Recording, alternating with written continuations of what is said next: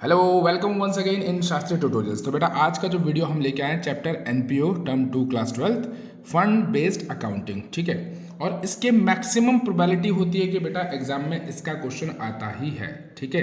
तो चलिए without wasting a time हम इसके बारे में जानते हैं कि भैया कि जो एनपीओ होता है, how NPO record funds in his account, मतलब जो एनपीओ है वो इन फंड्स को अपने उसमें कैसे रिकॉर्ड करता है। तो सबसे पहले हम इसकी डेफिनेशन समझते हैं। किसकी डेफिनेशन? हम समझते हैं डेफिनेशन मीनिंग ऑफ फंड्स या डोनेशन, ठीक है।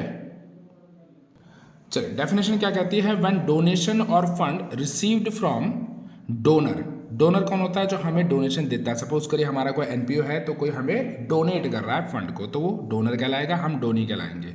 And keep aside for specific purpose and credited to the separate account, यानी कि जो पैसा उसने या जो फंड उसने हमको दिया है उसको हम सेपरेट रखेंगे और किसी खास यानी स्पेसिफिक पर्पस के लिए हम उसको अगर इस्तेमाल करते हैं तो वो हमारा कहलाएगा क्या सर?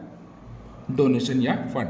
खास मतलब जैसे कि मैच फंड के लिए करा दिया, स्पोर्ट्स फंड्स के लिए उसने को पैसा दे दिया, या बिल्डिंग फंड के लिए दे दिया, या पवेलियन फंड के लिए दे दिया, या प्राइज फंड के लिए, कि उसने जो डोनेशन दिया है वो स्पेसिफिक कर दिया है, खास बोल दिया है कि भाई इस पैसे का इस्तेमाल आप इन्हीं खास मकसद के लिए करेंगे। तो यहाँ पर एक चीज़ और आ जाती है हमारा क्वेश्चन, टाइप्स ऑफ फंड। चलिए उसको भी समझते हैं, मैं पहले लिख लेता हूँ फिर आपको समझाता हूँ। हाँ जी, तो जैसे पहला हमारा है स्पेसिफिक फंड और दूसरा हमारा है जनरल डोनेशन। स्पेसिफिक डोनेशन कह लो या जनरल डोनेशन कह लो। स्पेसिफिक डोनेशन क्या होता है? स्पेसिफिक डोनेशन जैसे नाम से पता है, स्पेसिफिक यानी किसी खास के लिए। तो क्या कहता है? When donation receive is to be utilise for specific purpose, यानी कि जो डोनेशन रिसीव हुई है वो किसी खास यानी स्पेसिफिक पर्पज के लिए इस्तेमाल की जाएगी। क्लियर है? जैसे डोनेशन फॉर बिल्डिंग, यानी कि डोनर ने साफ कहा है कि जो पैसा हमने आपको डोनेट किया है, डोनेशन दी है, इससे आप केवल बिल्डिंग बनाएंगे या केवल स्विमिंग पूल बनाएंगे, या इस पैसे का इस्तेमाल मैच फंड के लिए होगा या पवेलियन बनाने के लिए होगा मैच की, क्लियर है, या फिर प्राइज फंड या स्पोर्ट्स फंड्स के लिए। यानी कि यहाँ पर साफ मेंशन है स्पेसिफिक डोनेशन है ये, यानी इसी खास के लिए यूज किया जाएगा और किसी और पर्पस के लिए इसको इस्तेमाल नहीं किया जा सकता। तो यहाँ पर क्वेश्चन राइज होता है कि जो हमारा ये स्पेसिफिक डोनेशन होता है इसका नेचर क्या है? तो सर ये होता है it is capitalised, it is capitalised in nature, ठीक है जी। तो कैपिटल नेचर का है तो ऑब्वियस सी बात है इसको हम शो कहाँ करेंगे? इसको शोन यानी शो कहाँ करेंगे? यस सर, कैपिटल नेचर का है तो लाइबिलिटी, तो थोड़ा सा और क्या कर लेते हैं, तो क्या करेंगे? Liability sides, liability side of balance sheet में, ठीक है। अगर कैपिटल नेचर का है तो उसको कहाँ शो करेंगे हम? Liability side of balance sheet.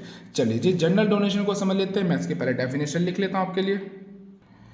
तो जनरल डोनेशन कहता है is the donation in which the donor does not specify the purpose for which the donation has to be use, यानी कि यहाँ पर डोनर कोई स्पेसिफिक इंस्ट्रक्शन नहीं देता कि भाई इस डोनेशन का कैसे इस्तेमाल करना है, आप अपनी मर्जी से इस पैसे का जैसा मर्जी इस्तेमाल कर सकते हैं। तो यहाँ पर सवाल उठता है सर इसका नेचर क्या है? तो ये होगा it is in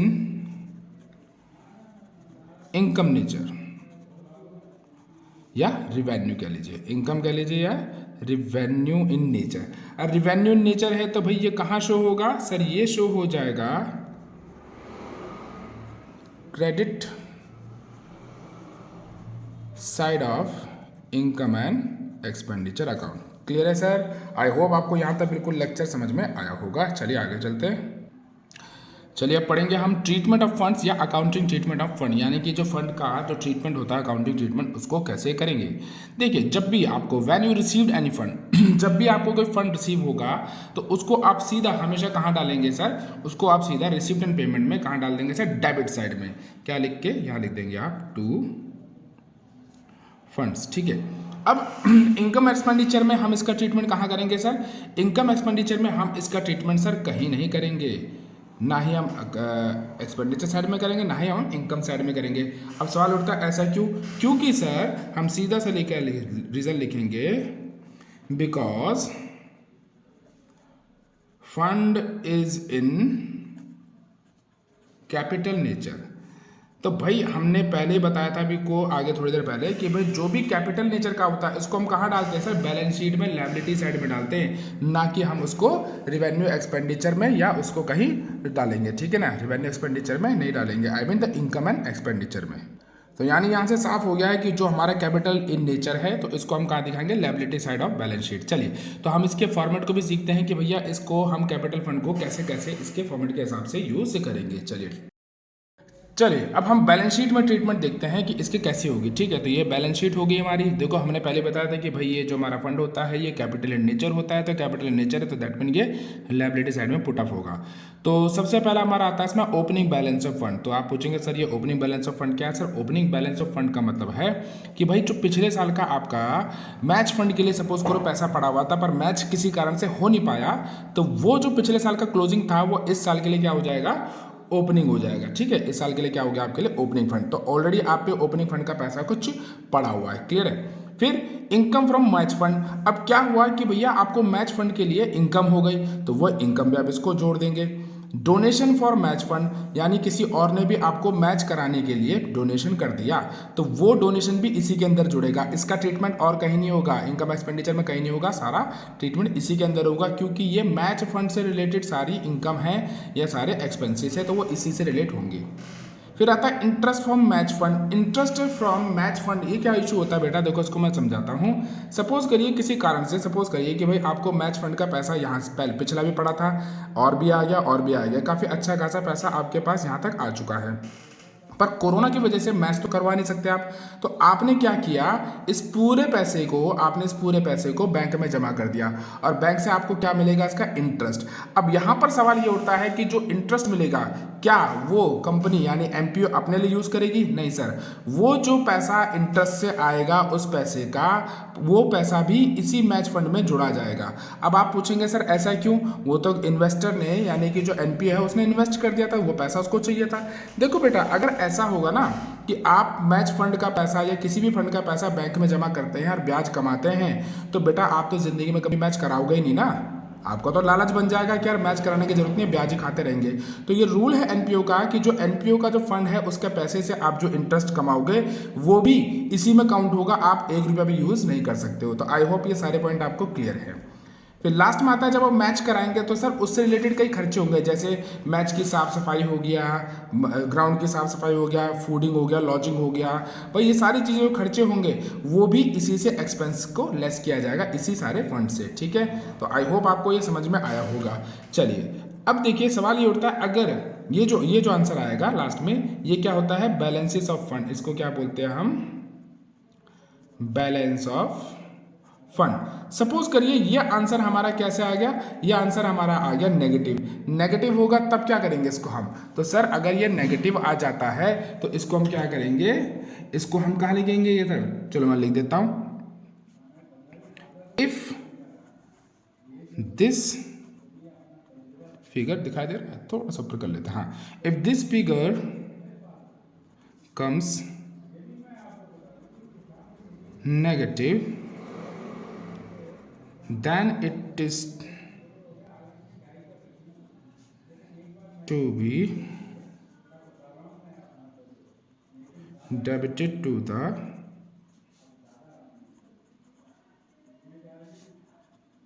expense side of income and expenditure account. ठीक है, तो इसको हम क्या कर देंगे, डेबिट कर देंगे इनकम एक्सपेंडिचर अकाउंट में।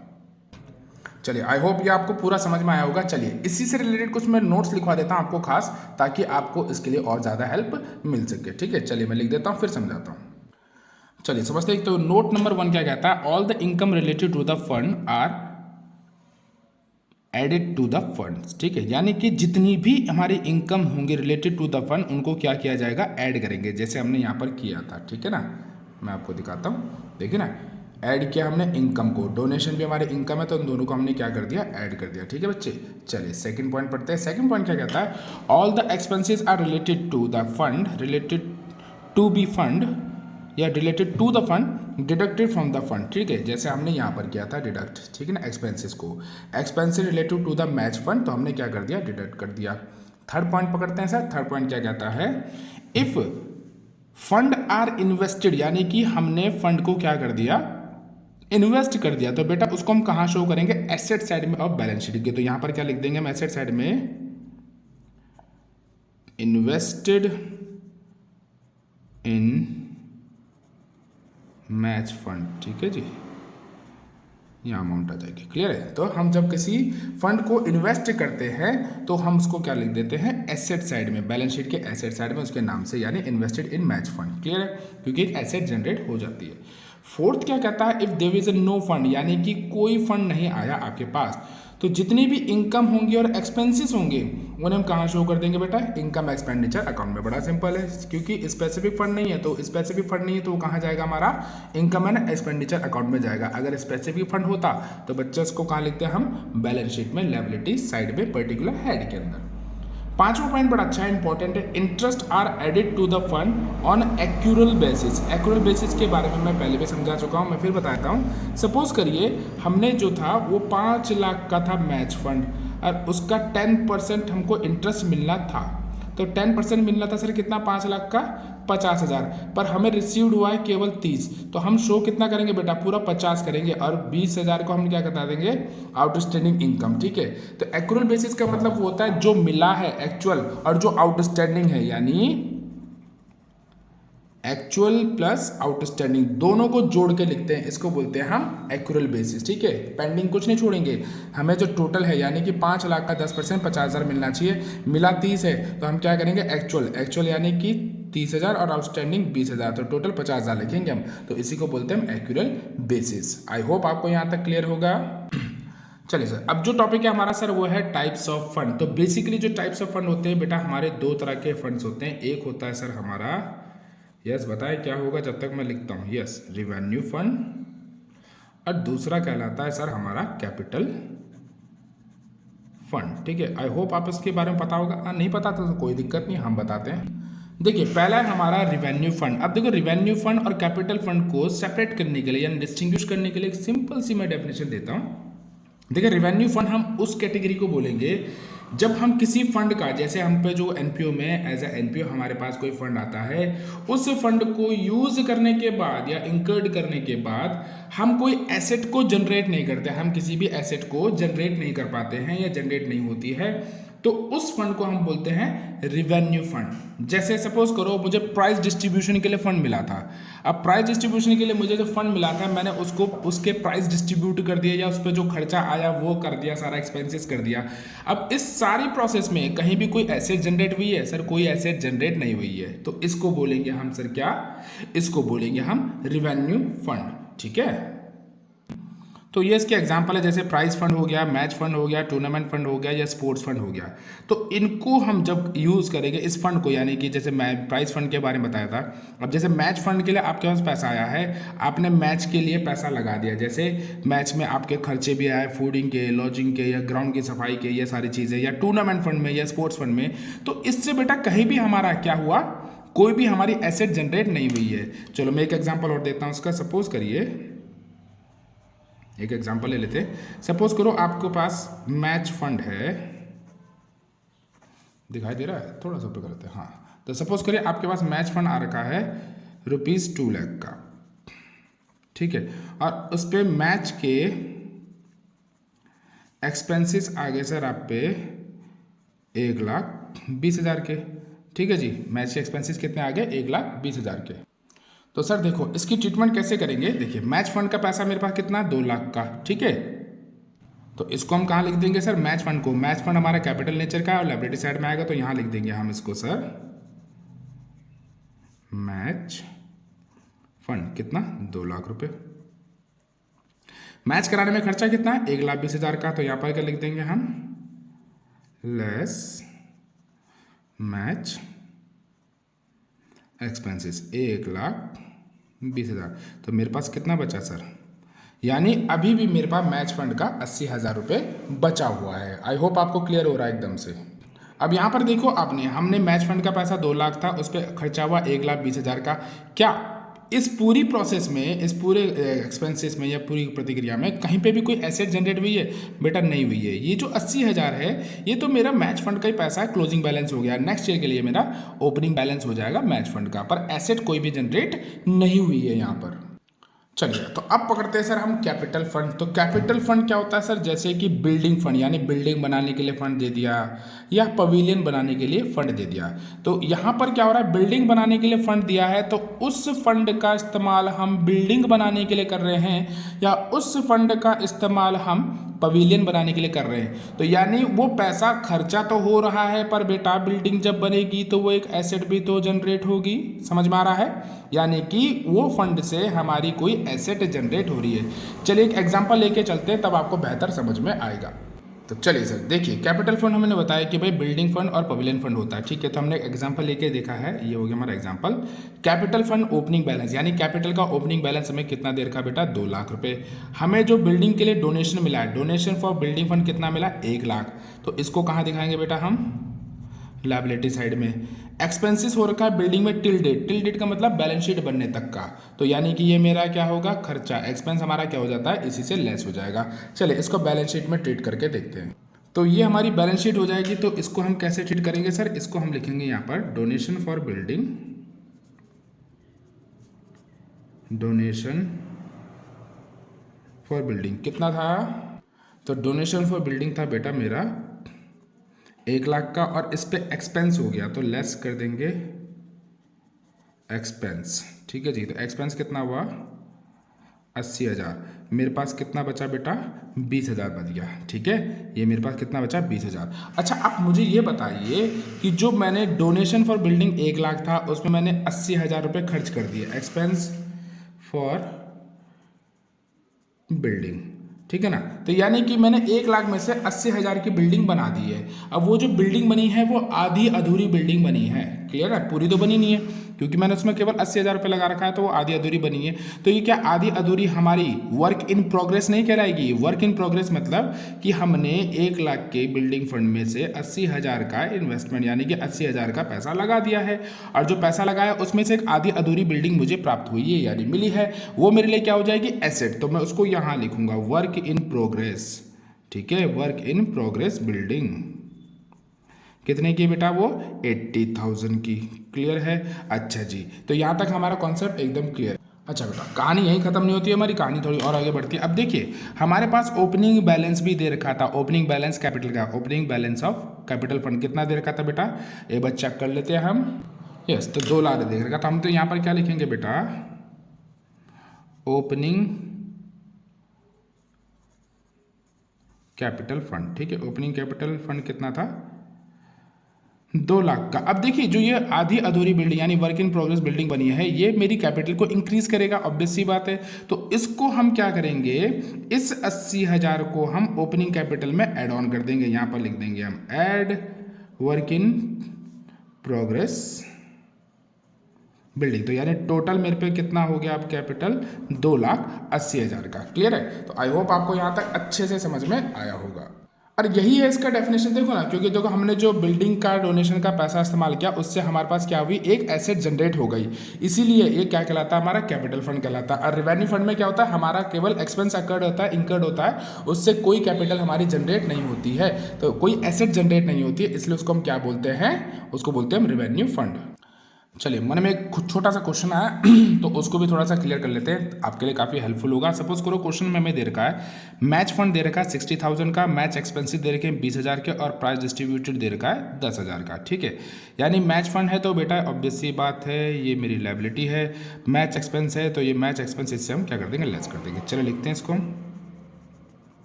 मैच फंड हमने लिख दिया बेटा 60,000 का, और इस पे से मैंने लेस कर दिए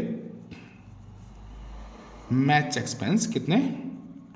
20,000 के। तो यानी कि जो मेरे पास बचा पैसा मैच फंड का कितना बचा? क्लोजिंग बैलेंस 40,000 का। अब आप कहेंगे सर प्राइस डिस्ट्रीब्यूशन को इससे लेस क्यों नहीं किया? सर इसलिए नहीं लेस किया क्योंकि जो हमें पैसा मिला है फंड का वो मैच फंड के लिए मिला है, प्राइस के लिए थोड़ी मिला है। तो आप कहेंगे सर मैच में ही तो प्राइस दिया जाता है। भाई जो डोनर ने हमें क्या रखा है वो पैसा किस में इस्तेमाल करना है, केवल मैच फंड में करना है, प्राइस डिस्ट्रीब्यूशन में नहीं करना है। प्राइस डिस्ट्रीब्यूशन को अगर आप यूज़ करना चाहते हैं तो इसके लिए अलग से फंड मिला होगा हमें, अगर क्वेश्चन में होगा प्राइस फंड दे रखा होगा तो प्राइस फंड से लेस करेंगे इसको हम, ठीक है। इसको हम कहाँ से लेस करेंगे, प्राइस फंड से, नहीं तो कहाँ चला जाएगा, इनकम एक्सपेंडिचर में, एक्सपेंस साइड में, ठीक है। इस बात को याद रखिएगा, कंफ्यूज मत होइएगा। चलिए एक और कंडीशन को डिस्कस कर लेते हैं। सपोज करो आपके पास मैच फंड है 40,000 का और मैच एक्सपेंस हो गए 50 के, यानी आमदनी अठन्नी खर्चा रुपया। तो इसको कैसे करेंगे बेटा, बैलेंस शीट में आप यहाँ पर लिखेंगे लायबिलिटी साइड में मैच फंड कितना है 40,000। अब इस पे से आप लेस करेंगे मैच एक्सपेंसेस, कितने के वे एक्सपेंसेस 50,000 के, पर आपके पास फंड कितना है केवल 40 का, तो बेटा 40 ही लेस करोगे, यहाँ पर जीरो बैलेंस आ जाएगा। अब जो ये आपका एक्स्ट्रा है, एक्स्ट्रा यानी 10,000, तो इसकी ट्रीटमेंट क्या होगी बेटा, इस 10,000 को हम कहाँ कर देंगे, इनकम एंड एक्सपेंडिचर में डेबिट साइड में शो करेंगे, ठीक है। आई होप आपको क्लियर हो रहा होगा। इसको जो 10,000 में, भाई 50,000 हमने था खर्चा हुआ पर हमने 40 का शो किया क्योंकि फंड हमारे पास 40 के थे, तो ये 10,000 जो एक्स्ट्रा बच रहे इसको हम कहाँ दिखाएंगे, इनकम एक्सपेंडिचर में डेबिट साइड में। चलिए एक न्यूमेरिकल क्वेश्चन लेते हैं इसका हम, है ना। चलिए एक क्वेश्चन लेके चलते हैं। क्या कहता है, मैच फंड दे रखा है 2 लाख का, मैच एक्सपेंसेस 40,000 के, investment of match fund 70,000, interest on investment of match fund 5,000, prize awarded 30,000 के। आप इसको कैसे डेल्ट करोगे एनपीओ के फाइनल अकाउंट में। चलिए सॉल्व करते हैं इसको हम। तो ठीक है बेटा, इसको सॉल्व करते हैं। तो बिल्कुल सही, चलो जी अब तो हमें काफ़ी हद तक आ चुका है, तो लिखते हैं हम, चलो जी मैच फंड आ जाएगा मेरा सर 2 लाख रुपए का, इसमें से मैच एक्सपेंस को लेस कर देंगे, मैच एक्सपेंस कितने 40, 2 लाख में से 40 गए तो 1,60,000 बचा, ये भी हो गया, ये भी हो गया। इन्वेस्टमेंट है तो इन्वेस्टेड हमारी एसेट होगी, तो इसको यहाँ लिख देंगे, इन्वेस्टमेंट ऑफ मैच फंड कितने का बच्चे, वो है मेरा 70,000 का, ये भी आ गया। इंटरेस्ट है तो इंटरेस्ट मिल ले इनकम हो जाएगी, हमने पहले बताया तो जो भी इंटरेस्ट होगी, इनकम होगी, वो मैच फंड में ही जुड़ी जाएगी। Interest on match fund, match fund का इंटरेस्ट कितना 5,000 का, तो मेरे पास कितना आ गया बेटा 1,65,000 आ गया, ठीक है। और ये मेरा 70,000 का, बस मेरा ये रह गया प्राइज अवार्डेड। अब जो प्राइज अवार्डेड है ये कहाँ जाएगा, याद करिए, बताइए। यस याद आया, यस सर, ये बिल्कुल जाएगा debit side of income and expenditure account में। क्लियर है, मैं आपको पहले भी बता चुका था इसका। चलिए सर एक और क्वेश्चन लेके चलते हैं। तो क्वेश्चन क्या कहता है हमारा, क्वेश्चन कहता है how will you be the following item presented in the income and expenditure of a club for year ended 31 March 2022 and the balance sheet. तो हमें क्या क्या इन्फॉर्मेशन है जरा इसको भी देख लेते हैं एक बार। टूर्नामेंट फंड दे रखा है बेटा हमें 1 अप्रैल 2000, यानी कि ओपनिंग हो गया हमारा 4 लाख का, तो साथ साथ चलो लिख ही देते हैं ना। तो यहाँ पर लिखेंगे इसको, ओपनिंग को हम क्या लिख देंगे सर, यहाँ पर लिख देंगे हम tournament fund, extract balance sheet है, ठीक है, कितने का सर 4 लाख का, ये हमारा पुट हो गया। फिर कहता है 20% of the tournament fund invested on 1 अप्रैल 2021। 20% जो होगा बेटा ये हमें रेट ऑफ इंटरेस्ट मिलेगा इसमें, ठीक है ना। 20% का क्या मिलेगा, रेट ऑफ इंटरेस्ट। तो ये हमारी इन्वेस्टमेंट होगी, तो इसको सीधा यहाँ लिख देंगे हम टूर्नामेंट इन्वेस्टमेंट, टूर्नामेंट इन्वेस्टमेंट्स कितने की होगी सर, सीधा 4 लाख की, ये भी कहानी खत्म, ठीक है। आगे चलते हैं। Interest received on investment 20,000। अब जो हमें इंटरेस्ट रिसीव्ड हुआ है बेटा वो 20,000 का है, और हमें इंटरेस्ट रिसीव्ड कितना होना चाहिए था 20%। 4 लाख का 20% कितना होता है, 4 लाख का 20% होता है 80,000। अब सवाल ये उठता है कि जो 80,000 है और रिसीव्ड हमें केवल 20,000 हुआ है, तो एक्रूड कितना हुआ बेटा, एक्रूड हो गया हमारा कितना 60,000। तो अब मुझे ये बताएं, अगर आपने लेक्चर शुरू से ध्यान से सुना है तो मुझे ये बताएं कि जो हमारा होता है accrual basis interest, rule number 5 था मेरा, ध्यान से देखिएगा पीछे वीडियो को पॉज करके, ठीक है ना। तो हम उसमें कितना दिखाते हैं, एक्चुअल जो मिला है और जो आउटस्टैंडिंग है दोनों को कंबाइंड करके डालते हैं। तो कैसे लिखेंगे, लिखिए इसको, तो यहां लिखेंगे हम add interest received. Interest received कितना हुआ 20,000 का सर, प्लस इसमें ऐड कर देंगे एक्रूड इंटरेस्ट। एक्रूड इंटरेस्ट कितना है सर? 60,000 का, क्योंकि टोटल मेरा कितना होना चाहिए? 80, और ये एक्रूड मेरी एसेट भी है तो इसको यहां भी डाल दूंगा मैं, एक्रूड इंटरेस्ट कितना बेटा? 60,000 का। आई होप आपको यहां तक बिल्कुल समझ में आ रहा होगा। चलिए सर क्वेश्चन में आगे चलते हैं। Sale of tournament ticket. अब भाई आपने टूर्नामेंट की टिकट सेल किए तो आपको 80,000 की इनकम होगी है, तो इसको भी ऐड करते हैं। तो क्या लिखेंगे हम? सेल ऑफ टूर्नामेंट टिकट कितने की? 80,000 की। तो सर वो भी ऐड कर दिया। अच्छा नेक्स्ट, टूर्नामेंट प्राइज अवॉर्डेड। अब देखिए अब तक जितना हमने क्या था उसमें केवल प्राइज अवॉर्डेड था, पर यहाँ साफ मेंशन है कि भैया टूर्नामेंट का प्राइस है, तो टूर्नामेंट का प्राइस अवॉर्डेड है, तो सर वो भी इसमें हम क्या करेंगे बताइए? लेस कर देंगे, ठीक है ना। तो यहाँ लिख देंगे हम टूर्नामेंट प्राइज अवॉर्डेड। और कितना अमाउंट है टूर्नामेंट प्राइज अवॉर्डेड का हमारा सर? 70,000। तो ये 70,000 हमने इसमें से माइनस कर दिए।